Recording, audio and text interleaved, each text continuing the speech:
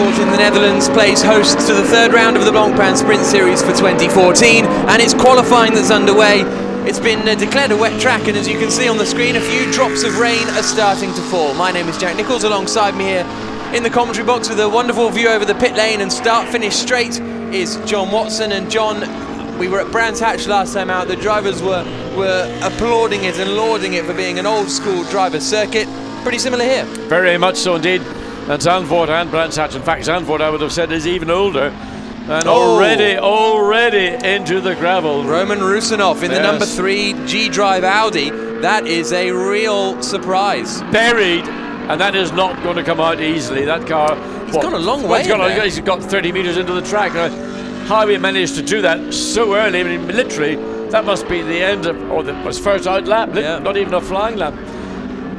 Some sparks flying off the 84 car there, which is currently in the hands of Max Buch, the German driver who's leading the championship, and he is at the and the red flags have come out in this first qualifying segment, so Buch will have to back off, and that'll be to recover Rusinov's Audi. But as you say, he looks quite a way in there. But just to give you some background and context, it's that 84 car that is leading the championship coming into this weekend. In second place, it's the Jeroen Bleekemolen and Harry Procek Lamborghini, and there you can see Rusinov's car being recovered. He's got, because that's a reasonably tight corner down there. You're coming down into a hairpin bend. It's called the Hans Ernst Bock, Hans Ernst Town.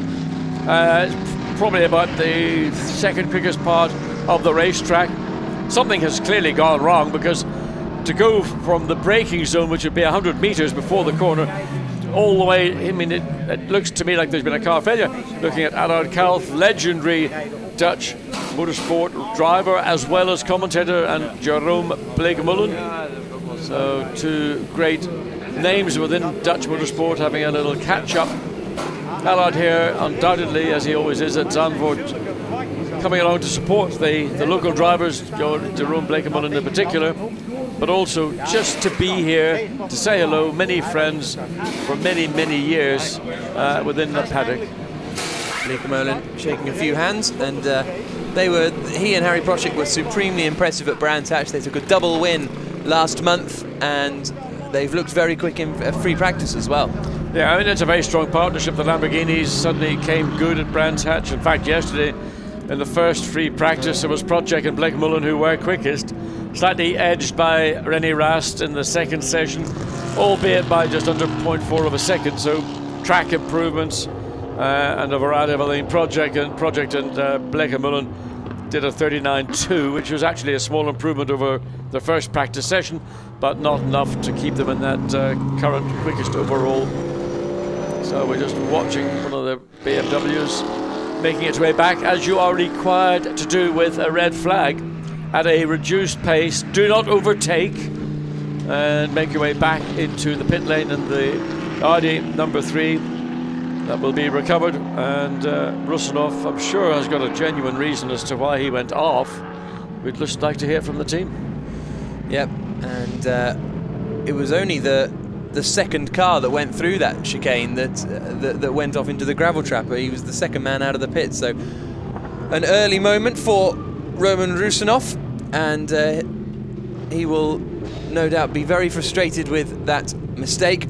Hans Ernst balked there, which is Hans Ernst is the owner of former owner of the Zandvoort circuit, former director of the circuit as well, as they stick some tyres on the car of Cesar Ramos. Now that's the car that took pole position in Brands Hatch in the hands of Laurens Vanthoor, but they haven't quite had the season they would have wanted, considering the pace they've had. They're currently 5th in the championship. They won the qualifying race at the first race of the season in Nogaro. Go Belgium on the side of the car there. World Cup fever has certainly hit this weekend, but we've got green flag again. Track is green, and cars once again make their way back out. Another lap just to get settled down, and then they can start doing some work. The clock did stop at the point where the red flag came out, so we've got 12 minutes and 12 seconds now of the session remaining. And well, by the time they do this out lap, go on to a flying lap and record a time, nobody has actually set a significant time, obviously, because with the red flag coming out in the middle of most people's first flying laps. No times recorded. Of interest to me, and it looked at, we saw it on screen, Maximilian Buch in a number 84 Mercedes-Benz was extremely quick around the back of the circuit coming into the Masters corner turn, the most distant turn from the pit lane where we are broadcasting from. Looked like he was on it, and Maximilian Buch is somebody who is capable of snatching after this segment quickest time overall. One of two new entrants we're looking at. We're looking at the Porsche from the Team Herbert squad. There now is Stefano Colombo in the pits, just about to pull out. He's the sole BMW from Roau this weekend. Alex Zanardi, unfortunately, not here. He's competing in a hand cycling race, which he intended to do right from the start of the season. He was never going to be at Zandvoort, unfortunately, because it would have been good to... Oh, and look at all that dust. I reckon he's hit the grass, actually. Maybe that's what happened to Rusnov. He's gone onto the grass on the way into the corner, and that's why there's all sorts of dirt all over the track on the entry. But that's just a little bit of guesswork. I mean, there's so many things could happen on the opening lap. Maybe trying to pass another car, suddenly it slowed much more quickly, turn sharp left, get on the grass, and then all of a sudden you're just a passenger all the way down into the gravel trap. But on the out lap, you know, you're not really meant to be doing things like that. You're just going out, getting the car settled once again, having had the car back at the garage overnight, preparations for today's qualification. So only 10 minutes left on the clock. The way it works is the quickest 10 times. Somebody ran wide going into Tarzan. Now whether they made it round, just caught a glimpse very quickly of somebody looking out of shape. May well have made it round, just could have been an overrun under brakes. So the top 10 will go through to the pole position shootout, and the top 10 is comprised of the 10 quickest lap times over the two sessions. Q1 is for the first drivers, Q2 is for the second drivers, and you can see as really throwing it through Skyflock there is Mateusz Lisowski, the young Polish racer who is only 23 years old, but he's already won a couple of championships, Volkswagen Castrol Cup champion, Scirocco R Cup champion in Germany as well, and he's moved into GT racing in the Silver Cup alongside his teammate Vincent Abril. Yep, I mean, these are two young guys, and they're doing a very, very impressive job. And just watching the way the body language is of the Audi, and again, you're picking up on the dust coming down into this Hans Ernst Bock chicane. So that'll have a bearing on lap times. But it'll be interesting to see just where this Audi is currently purple in the first two sectors, because it is Maximilian Buch, I think, is going to be the biggest challenge. He looked very strong. I think, in fact, Buch behind in the first of the HTP Mercedes. So let's have a quick look at here. One first flying lap, whereas 140.338, not quite as quick as we saw yesterday, but a good opening lap. Buch 140.5, 0.18 over second behind. But it's very different conditions to we had yesterday as well, because we've already seen a few drops of rain. It's a lot cooler today. Yesterday was absolutely baking, so perhaps we would expect the track to be a little bit slower. In the 85 car, starting that car is Sergei Afanasiev, and he comes around the Hugenholtz-Bosch and then heads up into the very quick part of the circuit, the S's. And watching the cars out here yesterday in free practice, it's really spectacular to watch them around here. Sparks flying off the Mercedes. We saw a lot of sparkage in Paul Ricard, and it looks like we might be treated to some more here as they come up now towards the tight right-hander of turn 8. When we talk about old school circuits, Brands Hatch principally amongst them here in Zandvoort, this is actually the newer bit or newer version of the Zandvoort circuit. The original circuit continued through the dunes, and then we had that very, very long main straight, which is now about half its original length. But it's the bit from the Hugenholtz hairpin bend where you then climb uphill and through a sequence of lefts and rights and climbing over and dropping into the dunes. Certainly in my era, very, very exciting, and really you've got a great feel for racing on a circuit like Zandvoort.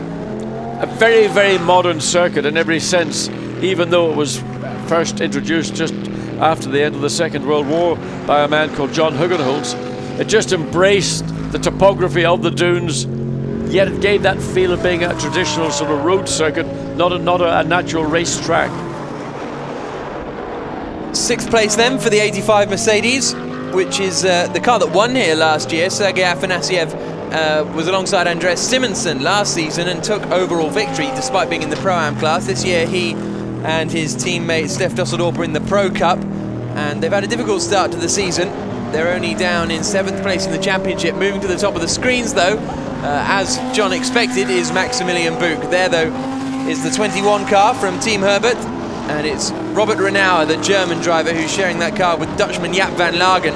Great to have those two here in the championship, and we'll see if they carry on for the rest of the season. There's talk that if they have a strong afternoon, they may well do. Enzo Eid has only just gone out, but apart from that, it looks as though we've got everyone else out on the circuit, which is good to see as they wind with Renauer up into Skyflock, and that's going to cost him a bit of time. You see the gesticulation saying, "Oh, could have dealt with that a bit better, chum." Yeah, it's an on-sided corner, and then you go into the next. It's a much quicker, a much more deceptive corner. The master turn, Master Bock. So the Porsche comes out of that sequence. It's sort of turn 8, turn 9 blend into each other. Then you've got a short squirt up to turn 10, and then the run down the back straight, as I would call it, to where we saw the Audi on that opening lap. Again, the side, you got one of the BMWs, the Brazil BMWs, on a flying lap, catching up to the Porsche as they come through now. Hans Ernst Bock, and then on to eventually the Arie Luyendyk corner.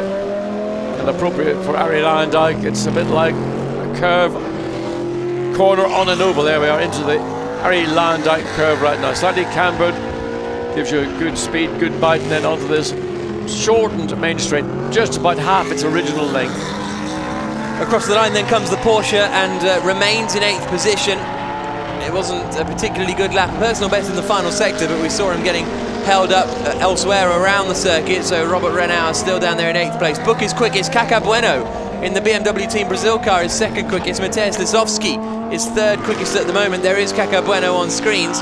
He's less than 1/10 of a second behind Maximilian Buch up at the front. Bueno and Jimenez taking the first podium for BMW Team Brazil in their history with us here in Blancpain, and that was great to see at Brands Hatch, and they're looking to build on that. By the seaside, it's not quite the Copacabana, but it's familiar enough territory for them as they come now up towards Skyflock. Yeah, probably a bit safer, but Copacabana Beach, legendary, and guaranteed if you're not got a factor 50 sunblock on, you will get roasted. Just had word that it is Max Goetz in the 84 car. They had the transponder on the wrong setting. So it's Max Goetz who is the quickest of anyone still, ahead of Caca Bueno, Mateusz Lisowski, and up to 4th place now has gone Philippe Salaquada in the 90 Valorba Corsa Ferrari, which is nice to see. They had a strong weekend as well at Brands Hatch, and then Cesar Ramos is 5th quickest at the moment. No real surprises so far. Well, the only thing I'm slightly looking at, concerned about, is that number 3, Rennie Rusinov again, is his car. The Rusinov car clearly has not done a lap time, so it was the Enzo Eid, Rennie Rast car. I was getting confused with Rennie Rast. Is in the pit lane as Enzo Eid is in the car currently, just up to 10th place, 140.6, approximately just under a second away from the fastest time. Maximilian Goetz back in the pits. Caca Bueno continues, and slight improvement, 130, yeah, slight improvement on his previous best. So 139.754, roughly just over half a second slower than the times we saw, the best times we saw from Friday's second free practice session. But as you pointed out, Jack, the conditions probably a lot better, and certainly in terms of ambient and track temperature, considerably warmer than it is right now. Here's another new entry, and they'll be with us for the rest of the season. It is the Team Schubert BMW. Currently, the timing screens are saying it's Dominic Baumann, but I believe it to be Thomas Jaeger at the wheel, and it's not the Thomas Jaeger, the very successful GT racer. This is actually a young Austrian driver called Thomas Jaeger, who's doing his first ever GT race this weekend. He's partnered in this car by Dominic Baumann. It's great to have Schubert back. The last time they raced with us was back in FIA GT3 here at Zandvoort at the end of the 2011 season. Since then they've mainly been racing in Germany, but they're now ready to come back to the international motorsport scene. and it's great to have them here, and Baumann back as well. Also good performance from the, at one time, I'm going to retire at 22 as a racing driver, Stefano Rossina. And in fact, Rossina, he was 30, just now gone, as you say, up to second place. So that Lamborghini, once again, looking very strong indeed. So a good partnership, Rossina. Peter Cox, Dutchman, gold driver, knows this place probably better than he knows the driver in his own house. Mateusz Lizowski is also a man on the move at the moment. He's currently 4th quickest, but he's on a personal best in the middle sector and a best of anyone in the first sector, as we see Thomas Jäger now pulling into the pits, and that completes his first GT qualifying session. Here comes Lizowski towards the line then. Is he going to improve? Yes, he goes quickest of anyone, and 6/10 quicker than anyone as well, so that's a very good time from Mateusz Lizowski. Well, in fact, I think that is just, well, it's within hundredths of a second of the fastest time that we saw in the second free practice, which was down to another Audi, inevitably driven by René Rast. René Rast is yet to go out. He'll be out in the second segment of this qualifying. So a good job from effectively the junior Audi drivers teams. Yep. Vincent Abril, a coach driver in this number 4 Audi. You can just look at the way, you can tell the body language of the car. It is right on the edge, looks great, and is doing a great job. Down into turn 8. He's 6/10 of a second down in the first sector on his best lap, so this will be the end of the run, I imagine, for Mateusz Lizowski, but he's done a great job in pushing that Audi towards the top 10 shootout. But the second drivers tend to be the quickest because they're not going to refuel them in between these two qualifying segments, so you want the cars will be lighter in the second segment, therefore you try and put your quickest driver in for the second segment as well. So these times may well become irrelevant as the checkered flag falls. Mateusz Lizowski still quickest, and he's one of the only men out there actually. We're not going to have any more improvements because most of the cars have come into the pits. But these guys also showing what a good impact the Silver Cup has had. There's only a couple of cars in the Silver Cup, but it's basically for 2 silver-rated drivers, so 2 young drivers who think we're not going to waste all our money trying to go down the single-seater route. Instead we'll move into GTs, and they can earn some pretty serious prize money as well in the Silver Cup. The most important thing for any youngster coming along is to get into a competitive team and car, and they're able to do this with the Audis and win their category. And it's, I mean, GT racing currently on a global basis is the most successful and best supported form of motorsport. And you're seeing kids, I'm talking about 21, 22-year-olds coming in. It's got to be a no-brainer. So, quickest of anyone, as we've just been discussing, Mateusz Lizowski in that first segment of qualifying. He did a 1:39.075, so that's the benchmark quickest time. Second quickest was Max Goetz in that Mercedes, but look how much quicker Lizowski was compared to anyone else. He really got it hooked up on that lap, from second down to, well, probably about 15th, 16th place. It's incredibly close. Caco Bueno, their 4th quickest, Salaquada 5th quickest. He's got a new teammate this weekend, Salaquada. I'm no doubt we'll talk about that soon. The 2 Bitec McLarens down in 13th and 16th place. The 60 car had to be rebuilt yesterday after Fabio Onidi shunted it at Skyflock, and as a result they didn't get much running in, so that's probably why they're so far down the order. Alessandro Latifi 17th. 18th for Mateusz Stump, which is a bit of a surprise. How many laps did he do? He did a decent amount of laps, so not quite sure what happened there for Mateusz Stump. And then it's Sasha Halleck, who was the slowest of them all.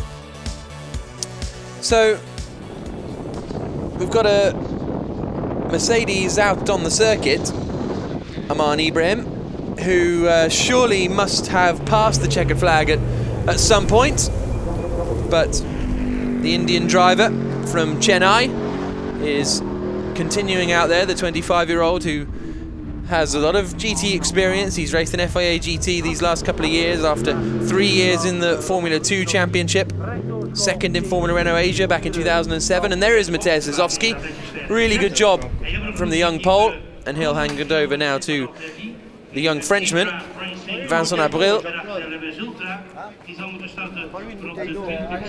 Hugs all around, and there's Stefano Telli. The job is for me.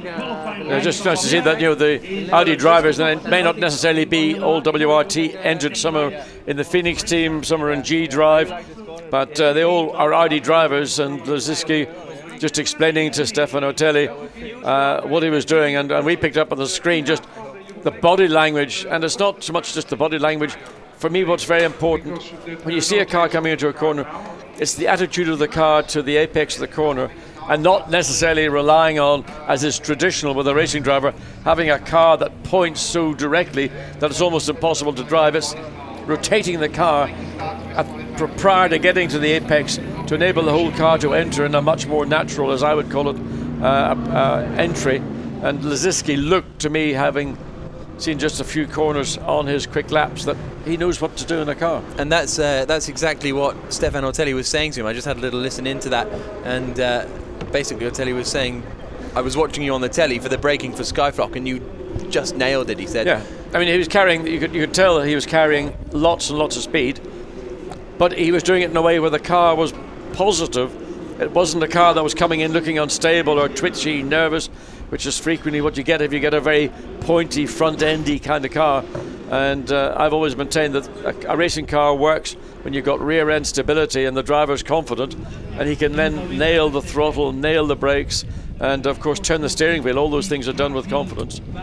So let's have a look and see now that René Rast is getting into the Audi, just vacated by Enzo Eid, but pink in the cheeks, Enzo, at this time of the morning. He's just been out in qualifying, John. Well, I know, but he's only been out for 15 minutes, for goodness sake. We'll see what Eden Rast can do in qualifying. René was disappointed in Brands Hatch to only be 8th on the grid, but it was an incredibly hard-fought top 10 shootout, and I think he made a bit of a mistake on one of his laps in Brands, and as a result they started down in 8th place, and the pairing themselves are only 10th in the championship after their exclusion from the qualifying race in Nogaro for a rear wing infringement. Then they had a 7th place in the main race there, and a 14th and a 9th in the 2 races at Brands, mean that they're a little lower down the order than I think they would have hoped. But René Rast is a man who can haul them back up the order, no doubt about that. So, no, there's no rain coming down, is there? It's just it's not just yet, anyway. There's the threat of it. It's. I think the rain has been actually travelling across the channel, and the wind certainly is coming from that sort of northeasterly or whatever direction it is, certainly northerly, and that's going to carry a bit of rain. It may arrive, it may avoid the coast. They've had the few little spots falling on the racetrack, not enough to affect the grip from the cars, but the clerk of the course or the race director did send out a memo to all the teams that it was a wet practice or a wet qualifying. So that meant the rear rain lights had to be in the on position.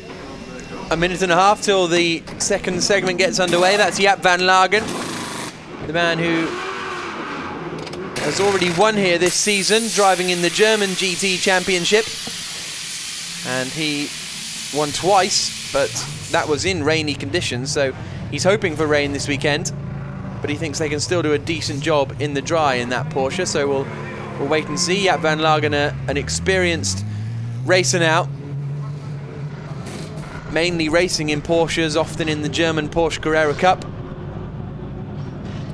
As we get ready for the second segment of qualifying. 39.075 was the quickest time we had in the first segment. Miguel Toril there, who's taken over the Mercedes that has finally been returned to him by Aman Ibrahim after doing a couple of extra sighting laps.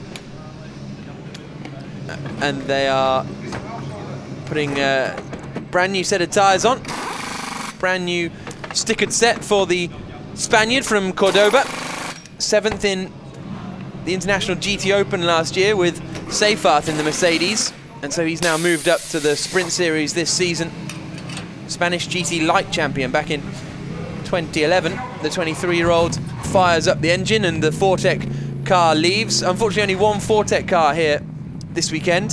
They were meant to have 2 out that had been rebuilt after Ahmad Ibrahim crashed at Nogaro, but problems with that car means that it's still not here, unfortunately, but it will be back.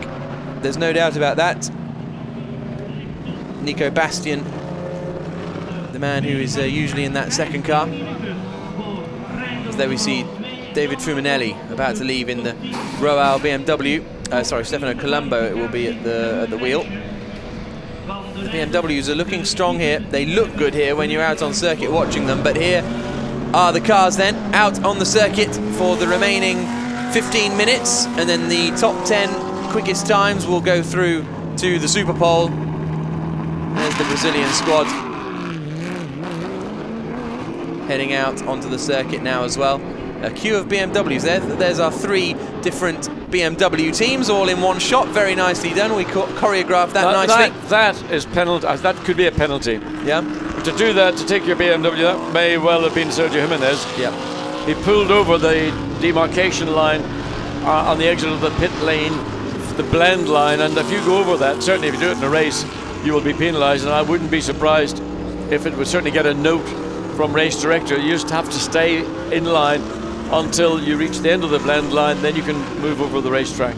So everything bedeviled now by technicalities and regulations, and that's one of those. So let's look again and see. There is the very clearly demarcation line, and the BMW stands, as does the second one. Now, let's wait and see. We'll probably get notification at a later date if there is a penalty, or just simply be aware not to do this when it comes to both the sprint and championship rounds, one today and one on Sunday. Across the line comes Peter Cox, a man who has got an awful lot of experience here, the Dutch driver. This Reiter Engineering Lamborghini as well is no doubt going to be very strong. It's Cox's first appearance this season in the Blancpain Sprint Series. He's filling in for Thomas Enger, who's racing Reiter's Chevy Camaro. I can't remember where off the top of my head, out in Asia somewhere I think. And so it's Peter Cox who's racing alongside Stefan Racina as they wind their way through these quick corners and out towards Skyflock. In he comes, throws it into the right-hander. Great corner, one of the great corners on this racetrack. A lot of curb in the inside going through turn 10. He's done a good first sector, Peter Cox, at 43.5. It's the quickest of anyone, but we have had some quick drivers set a first sector time. He's 2/10 quicker than Buch, he's 3/10 quicker than Winkelhock, so we'll wait and see. To get into the top 10, you probably need to be in the low 39s. We might even get into the 38s in this session. Local boy, Jerome Bleekemolen, and the Lamborghini he shares with Harry Project. That's also, there we are, just looking at the car now, fastest overall in the second sector. So Jerome Bleekemolen looking to make an impact. In fact, 88, that's... So yeah, that is Peter Cox we're watching there. Yeah.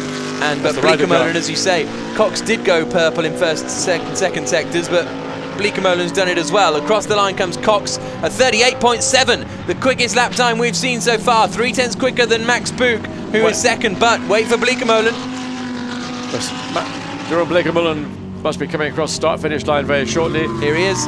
There's the car coming onto that Audi Lyondike curve, so on fresh rubber. First flying lap, know this racetrack better than any racetrack in the world. Second quickest. Surprise. But it's a Dutch 1-2 up at the top. Peter Cox and Jeroen Bleekemolen in first and second places here at Zandvoort.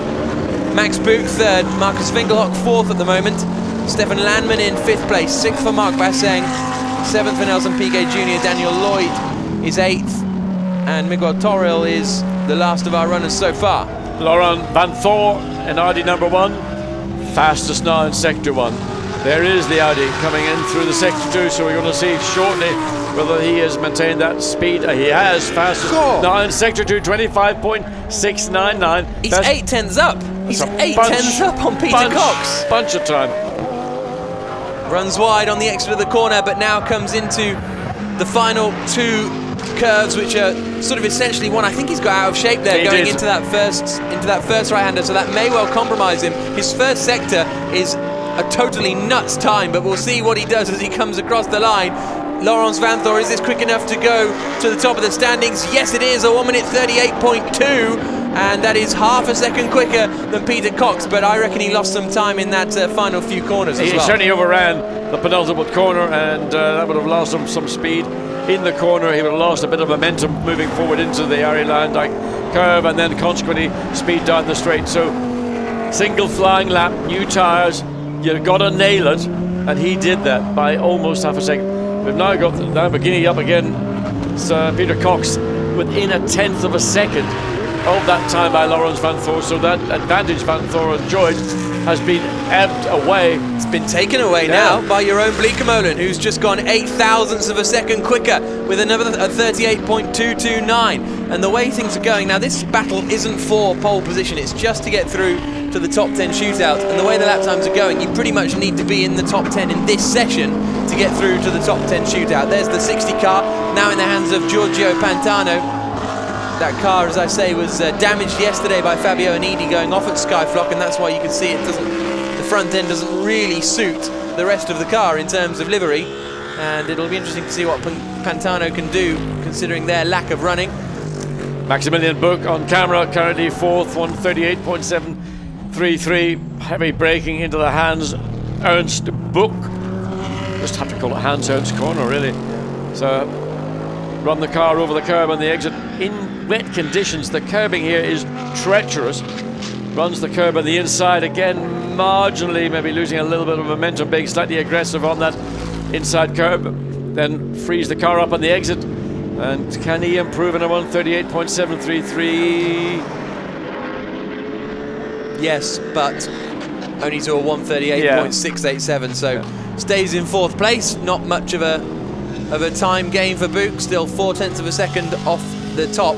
Here now is Sergio Jimenez out in the 0 BMW. I do wish they'd change the transponders to these teams. They've had a message already, the 0 team, to change their transponders, but nothing has come of it as yet. And currently Jimenez is 1.1 seconds off Bleekemolen's pace at the front. Just 8 thousandths of a second between Jeroen Bleekemolen, the Lamborghini, Laurens Vanthoor and the Audi. 8 thousandths of a second. It's incredibly close, and then only a tenth of a second further back is Peter Cox. And then you've got a little bit of a gap back to Max Buch in the Mercedes, but the HTP guys know what they're doing here. They won here overall last season. But interestingly, it wasn't with the Max Buch car that they won last year, as we see Harry Prochik going in to have a little bit of a chat to Jeroen Bleekemolen. Max Buch still out on circuit. Done a personal best in the first sector. His middle sector is a 26.0, which is a couple of 0.3 off. It's still a pretty strong time, but of course it's this final sector where, again, not quite as aggressive on that curb on the inside. Again, runs the curb on the left-hand side as he exits now into the Lyondike corner. Problem is, if you've run new tyres, the first flying lap will give you the best time. Thereafter, all you can do is maybe just consolidate, hopefully just maybe find a slightly quicker line through some of the segments around the back of the circuit. But Buch remains, he improved in fact in overall time, but he remains overall in fourth place. Yeah, but he's pulled himself to within 0.3 of a second of He's Jeroen picked up Bleekemolen. So picked up 0.2 of a second on that last lap. There is Stefan Landman out on circuit, currently 10th and second in the Pro-Am class. He comes across the line. He's in the second Grasser Racing Lamborghini is Stefan Landman. Third, improvement. I mean, a better time, improvement of time, but no improvement in position. Stefan Landman, the pro in that Pro-Am pairing. Third in the Mini Challenge in Germany in 2010. Fourth in German Clio Cup back in 2007, and he's alongside Sasha Halek, who is the AM in that Pro-Am pairing. Now here's Alessandro Balzan making his Blancpain debut. Across the line he comes. Is there going to be an improvement there for the Ferrari up into 6th place? Good lap from Alessandro Balzan. Yeah, good to see the Ferrari also. You know, at the front of the field rather than languishing a little bit further down. So good job, Alessandro Balzan. He's filling in for Andrea Montemini, who's racing elsewhere this weekend. And now we look at the Fortec car. Yeah, just looking at the Fortec car coming through Ernst Block corner, Hans Ernst corner, it's looking very dark. So the potential of maybe rain beginning to fall at some point in this final segment. We're still in segment 2, qualifying 2, just under 5 minutes remaining. Wind blowing down, following the cars down the straight. Miguel Toro crosses the line and remains in 18th position. That was an outlap from Torrell, so he was never going to improve. Now you can see the clock counting on his quick lap. Giorgio Pantano and Daniel Lloyd still down in 16th and 17th places, but those McLarens tend to race a lot better than they qualify. Still that 30 car of Matthias Stumpf and Nelson Piquet only down in 15th position. Stef Dusseldorp down in 14th position. He was saying that he was pretty confident of being in the top 10 shootout, but he won't be if he finishes down in 14th spot. So quite a number of cars, I think, are going to be going back out onto the circuit to try and get themselves in that top 10. Well, there's just 4 minutes now of the session to go, so by the time they leave the pit lane, get a lap, a flying lap, or an out lap in is going to be the best part of 1 minute and 45-50 seconds, so there's plenty of time to get one flying lap complete. But in fact, there's the Porsche just going down the pit lane as we speak, as we follow the Mercedes, and Torrell looking to get a flying lap in, currently on a 1:40.743, and obviously clearly 18th quickest doesn't equate to a top 10 shootout. Marcus Winkelhock has just deposed Max Buch for 4th place, so Winkelhock now up into 4th place, but that means our top 5, which includes 3 brands, are now covered by just 0.23 seconds. So incredibly close here in the Blancpain Sprint Series, as it always is. Winkelhock also set the fastest final sector time. Across the line comes Miguel Torrell again, and he remains in 18th position. Not an improvement from him, 2/10 off his best, 2.7 seconds off the quickest time of Jeroen Bleekemolen. Yes, it's disappointing for the Fortec team. You know, they've got 2 young, relatively inexperienced drivers, and the Mercedes maybe not the most nimble of cars around this particular circuit. Zandvoort is a tightish circuit, not the open flowing, let's say Spa-Francorchamps, where the strength of the Mercedes-Benz, as we saw last year, taking victory in that 24-hour race. So hard on the brakes down into this S's tight right, tight left, then letting the car run wide on the exit, just clip the curb. This is Marc Basseng. Personal bests in the first and second sectors. He's currently 8th overall, so this could well move him towards the top 5. Maybe not quite as quick as his teammate Winkelhock, as Basseng comes towards the line now. And where will this move him up to? 6th place, so not quite into the top 5, but he's just quicker than Nelson Piquet Jr., who has now got his act together in that BMW Team Brazil car, and he's now 7th quickest. René Rast, masterclass in Audi GT racing, along with Lawrence Van Thor and Stefano Telli and the rest of the lineup. So where can René Rast? Currently in 10th position, up now to quickest. Gone quickest, John. Gee, I didn't even get... Look, Enzo Eid. Well, there's a big smile on his face. Enzo, you should be proud of your man. 1:37.975. Quickest time all weekend by a substantial margin. A quarter of a second quicker than anyone else there, René Rast. Brilliant lap from the German. So that drops Jeroen Bleekemolen down to 2nd. Here we're watching Dominic Baumann, who's currently down in 12th place in that BMW.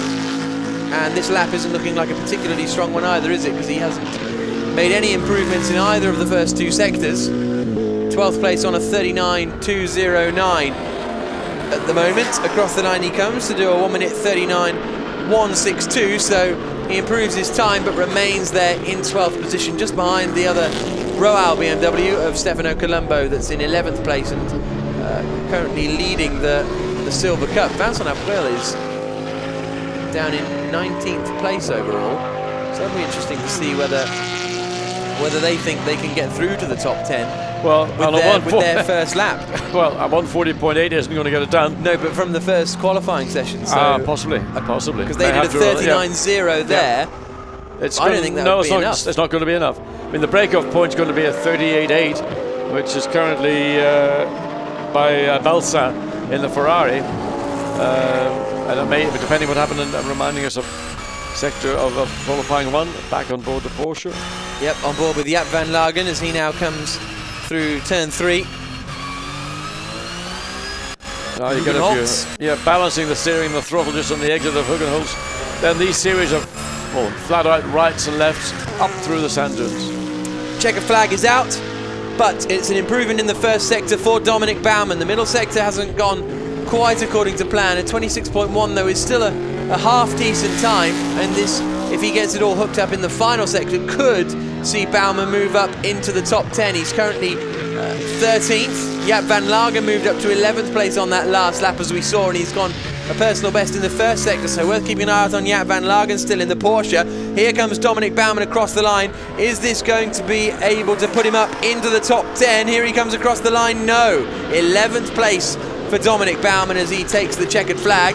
So Jaap van Lagen is the only man out there who can get into this top 10. We'll have to wait until the aggregated times are confirmed, but essentially the top 10 here will be the top 10 that go through to the pole shootout. Jaap van Lagen still there, out on circuit. There's the Ferrari behind as well, who's still lapping. But here's Van Lagen out of the final corner. Personal best in the first two sectors, currently in 12th place overall. What's this going to do for the Porsche? Across the line, 11th. Not quite enough for Jaap van Lagen. Incredibly close though between, well, pretty much from Piquet all the way down to Baumann. So 9th to 12th positions, incredibly hard fought, but it doesn't look like it'll be a pole shootout for Jaap van Lagen in his debut in the Blancpain Sprint Series. Well, there is current quickest driver on the racetrack, René Rast and Enzuid. So just having a little bit of a refuel for René Rast, getting the fluids back in. Session is now over. So in what, 5 minutes time, we will have Q3, which will see the top 10 drivers go out on the circuit and do battle for the last 10 minutes of qualifying, and that'll be where it is the time to grab pole position. We've seen, well, let's have a look at the results. René Rast, a wonderful lap, the first man into the 37s, 137.975. Second place for Jeroen Bleekemolen, a great lap from him, and Laurens Vanthoor as well there in third place. But look at all the different brands inside the top 5 positions. And then a Mercedes there down in 7th place as well, in the hands of Max Buch. The top 7 cars covered by just half a second. Marc Basseng doing a good job there in 8th place. Nelson Piquet Jr. in 9th spot. 10th place for Bauzan, Jaap van Lagen in 11th. Thomas Jaeger in 12th position. And they appear to have swapped around. We need to, I'll get to the bottom of that, because they're appearing differently to they do on the entry list, but that's by the by, really. Stefan Landman down in 15th place. Stef Dusseldorp, 16th position for the Dutchman on his home turf. I think that'll be very disappointing. Daniel Lloyd doing well to out-qualify his much more experienced teammate Giorgio Pantano, and Miguel Torrell and Aman Ibrahim down in 19th position.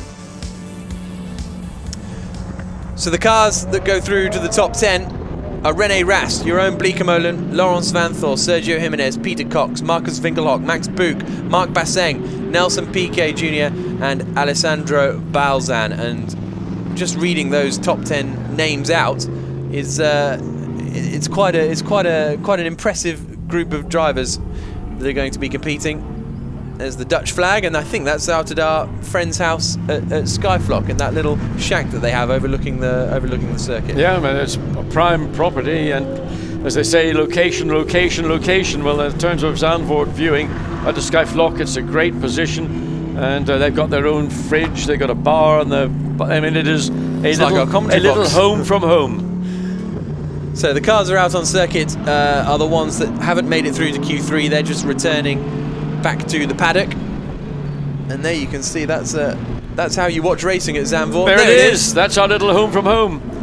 I mean, that is €1 million if you want it in anybody's currency. And it's all self-built, and it's a bigger part of Zandvoort legend as anything else is around the race, and that's what makes this place such a special racetrack.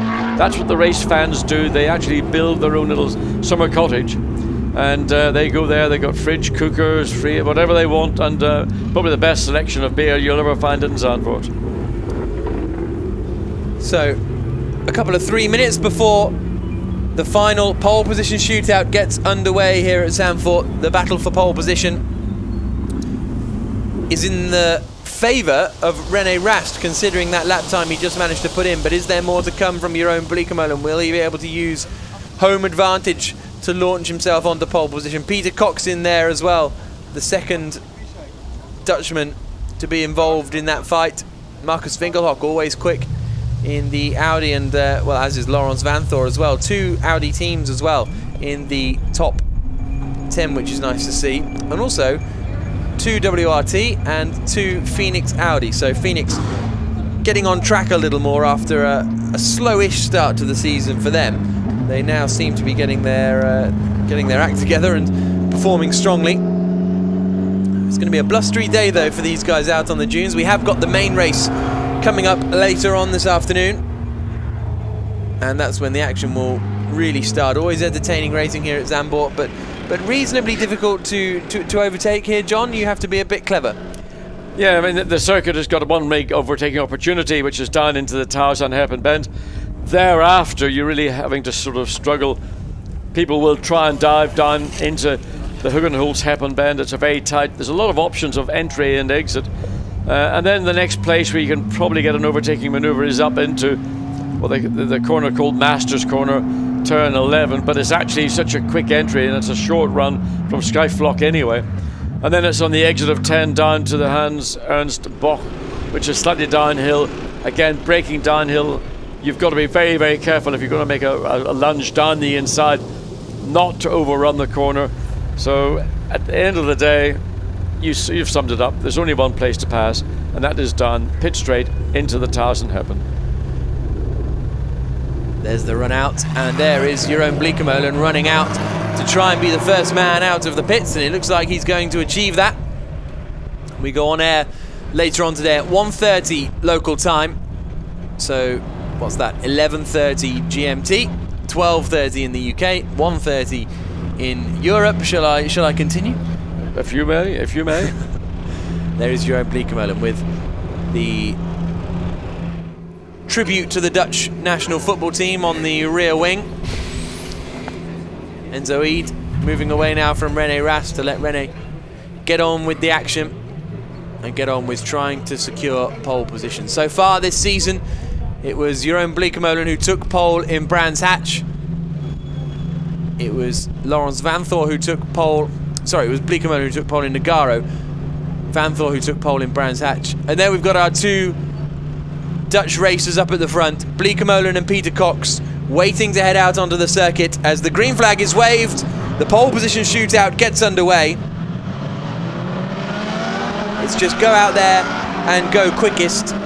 The last couple of seasons we've had a sort of single lap shootout with cars leaving pits at various times, but this is just a 10-minute straightforward, try and go as quickly as you can. Quickest man will start on pole for the qualifying race later on.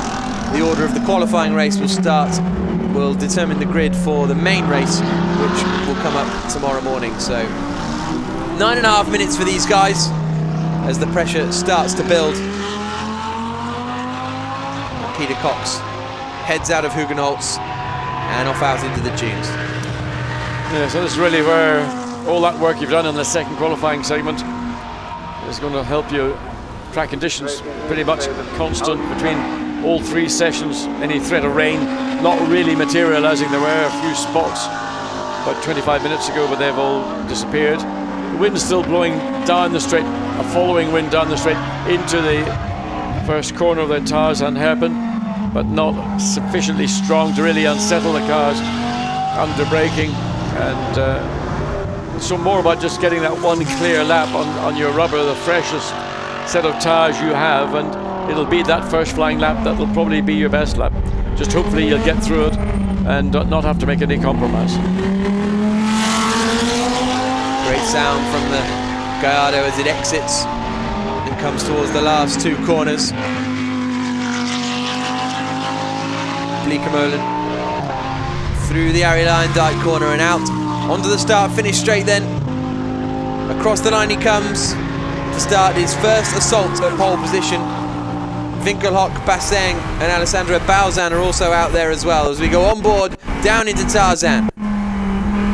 Using a, well, I mean, not even trying to make an apex, just staying sort of mid-corner and whether it's quicker or not is questionable, but someone like Blancpain will probably know that better than anybody else outside of Peter Cox.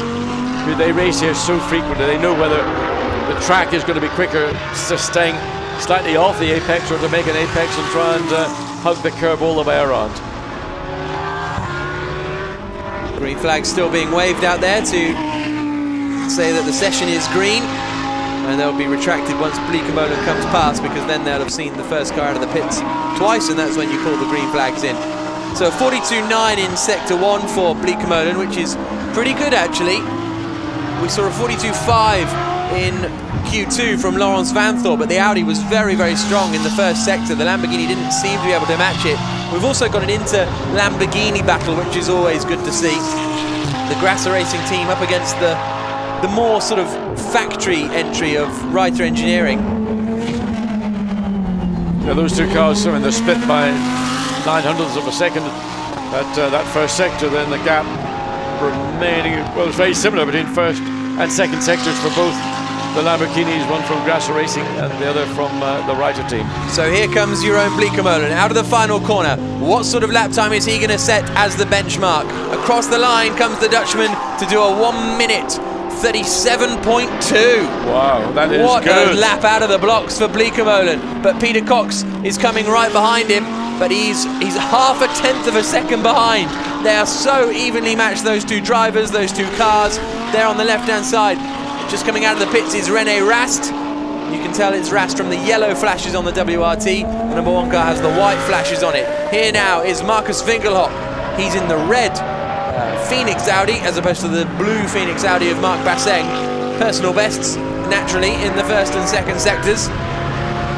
Through he comes, Arie Luyendyk, and towards the finish line, are we going to see a competitive lap time from him? Winkelhock comes through. No. 0.8 of a second off at the moment. Yeah, but both the Phoenix cars, Basseng and Winkelhock, have been substantially slower than the two Lamborghinis, and I mean, that 0.8 of a second round a short lap like this is an absolute... I would be concerned right now for those two cars. Alessandro Balzan, really excited to be here. He only met Philippe Salaquada yesterday, and now they are teammates in the number 90 Velour Corsa Ferrari, but they were saying, oh, he runs a little wide there, but keeps it all together, Balzan. What sort of lap time is this going to be as he comes across the line? Third quickest, half a second off the battling Lamborghinis at the front. And very hard and late on the brakes into the tires and happen. Back to Jeroen Blancpain, who's going faster. Faster again. I mean, his 37.256 was his first flying lap, and he's got purple, and there's going to be a 36.6. Wow. Unbelievable. Brilliant lap from Jeroen Blancpain, and what has anyone got in response there? Personal bests and fastest sector times in all 3 sectors. But here now is Laurens Vanthoor. He's done a 42.8 in the first sector, which is 0.2 of a second slower than Jeroen Blancpain. And the sparks fly off the front of the Audi as he comes out of turn 10. Down now towards the Hans Ertz chicane. 0.3 of a second down, but this is only his first lap out there, because Blancpain improved substantially on his second lap, so Vanthoor will know it's not quite do or die on this first lap out the blocks. No, but it's a big ask for the Audi driver. Comes through the Arie Luyendyk curve. Let's see, he runs the exit of the curve. Not bad. I mean, in terms of car looking good, it looks pretty good, but what can we expect? Vanthoor is second quickest.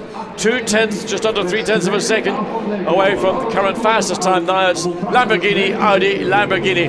Good job, Laurens Vanthoor. So Peter Cox isn't getting the lap times on his subsequent laps that the other guys are. That's something that's very interesting. Maximilian Buch, 4th quickest in the Mercedes SLS, down into the tires and heaven. But Buch, 1.1 seconds slower than that time from Jeroen Blancpain. Here, though, is the very fast René Rast. First sector of 42.9. That's a couple of tenths of a second off, but again, this is only his first lap out there. Second sector sees him 0.7 of a second down, so this lap isn't going to do it for René Rast. It'll have to be his second one. But meanwhile, Laurens Vanthoor isn't getting much lap time in his second run. There you can see Peter Cox just slowing down. Perhaps he's just saving the tyres, letting the tyres cool a little before gunning it again. Rast, I mean, personal best, obviously the first flying lap, using every little bit of the racetrack and the curbing. He needs to get that Audi up into the top 3. Rast only 4th, 137.447, 8/10 of a second slower than Jerome Blancpain. Mind you, first flying lap, but it's going to be a question of where is he going to get the traffic, and is that going to have a bearing? Got just over 2.5 minutes remaining. Laurens Vanthoor, this lap isn't a good lap for him. He's well off the pace, 4 seconds off the pace in the middle sector, so he has slowed down to then attack on this lap, presumably. Through the final corner he comes. There is Max Buch, who's done a personal best in the first sector. His middle sector is not very good, frankly, about a second off the pace, so a second and a half off the ultimate pace. So Max Buch presumably will come across the line and try and improve again on this lap. He comes through and remains in 5th place, 3 seconds slower on that last lap. So at the moment no one is really on it, but that could all change as we see René Rast with a 43.0 in sector 1. That's not bad, but still 3/10 of a second off Jeroen Bleekemolen's best time. We're about to get Rast's middle sector. It's a 26.1 in the middle sector, which again is 7/10 of a second slower than the fastest middle sector we've seen. So, and it's not even personal best for René Rast. He's backed off, he's slowed down. He's just, I mean, either he's got a problem or he's just looking for track position. He's now picked up the throttle, so he's just looking for that track position to get one last really decent run. So back to the Laurens Vanthoor Audi, and again, is that just a lap? Looking into the Audi pits, Pierre Dieudonné. It is another slow run down into Hans Ernst chicane. So both Audi drivers deciding at some point in this mid-section of the circuit to back off, maybe just to get the tire a little bit more recovery before they get one more lap, flying lap. And one of the Phoenix cars, I think that's Marc Basseng, making it into the pit lane. And that's 9th place for Marc Basseng. And Peter Cox has also come into the pits, as you can see there. And, well, both of the Phoenix cars are in the pits. And Jeroen Bleekemolen. So Bleekemolen has pitted. It's all now going to be about Vanthoor and Rast, really. It's the attack of the Audis that has got to do something about stopping Jeroen Bleekemolen taking his 2nd pole position of the season so far. Here's Laurens Vanthoor coming into the pits. That's it for Laurens Vanthoor. It looked as though they were going to be slowing down to sort of gun it on their final lap, but perhaps not. I think what they've done, they gave up the lap midway through. They've gone really slowly. We assumed that was just to prepare for one last rush out of the Harry Lyondike curve, but in fact they've slowed right down, come into the pit lane, and for me, they've done it because they want to maximise what's left in the tyre, so they've got sets of tyres fit for what will take place later on this afternoon.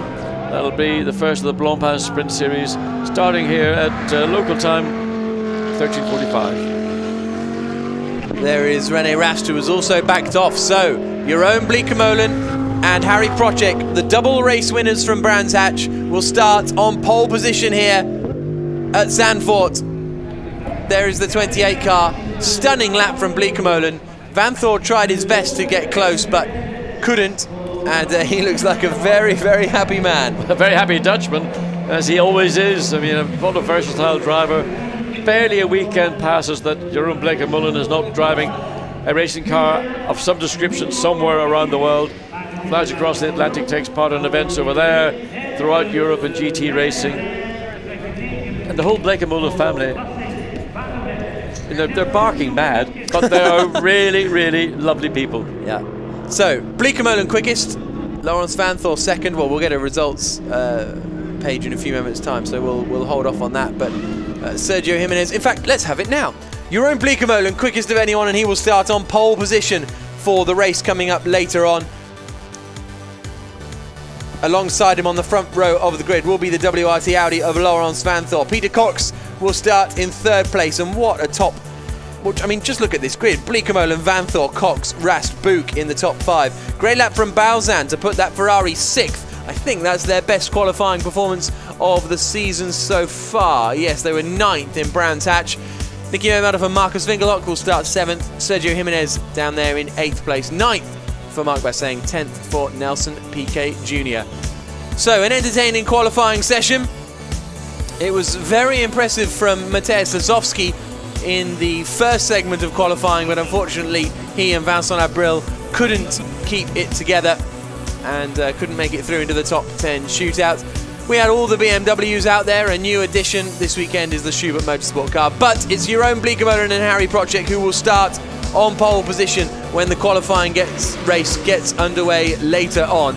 Make sure you join us. We'll be on air at 1:30 local time. The race will start at 1:45, and we are set for a very, very entertaining afternoon of racing. So join us, 1:30 local time, Zandvoort. Great race coming up. See you then.